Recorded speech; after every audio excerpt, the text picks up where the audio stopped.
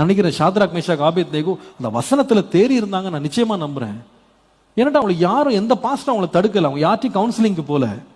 சிலை நிறுத்தப்பட்டுருச்சு, நீங்க எல்லாம் வணங்கணும்னாங்க, அத்தனை பேர் வணங்கிட்டாங்க, 3 பேர் மட்டும் நிக்கிறாங்க. எப்படிப்பா நிக்கிறீங்கன்னு கேட்டா அவங்க பதில பாத்தீங்கன்னா, எங்கள் தேவன் எங்களை தப்புவிக்க. இது எங்க படிச்சாங்க? இத நிச்சயமா வேதத்தை படிக்காம இதை கண்டுபிடிச்சிருக்க மாட்டாங்க.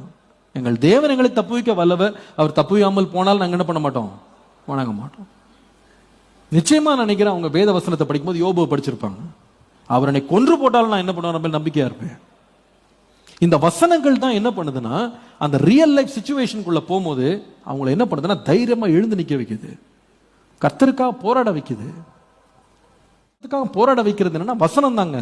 வசனம் இல்லாம நீங்க உலகத்தினுடைய சகல ஞானத்தையும் படிச்சு வச்சிருந்தாலும், நீங்க என்ன பிலாசபி படிங்க, பாவத்தை பார்க்கும்போது உங்களுக்கு பயமே வராது, ஒரு போராடணும்னே தோணாது. என்ன பண்றது, அவங்க எல்லாரும் செய்யறாங்க, நம்மளும் செஞ்சிருவோம். என் ஃப்ரெண்ட்ஸ் எல்லாரும் போறாங்க, நானும் போறேன்.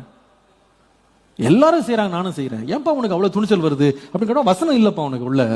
உள்ள வசனம் மட்டும் இருந்துருச்சுன்னா உங்க அப்பா அம்மா பக்கத்துல இருக்க வேண்டிய அவசியமே இல்லை, உன் டீச்சர் பக்கத்துல இருக்கணும் அவசியம் இல்லை, யாரும் உன்னை கண்காணிக்கணும் அவசியம் இல்லை.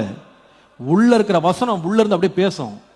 என்ன பண்ணிட்டு இருக்க நீ, எங்க போற, வழியை திருப்பு, ஒழுங்கா வீட்டுக்கு போ, இதை செய்யாத அப்படின்னு உள்ள இருந்து பேசும்.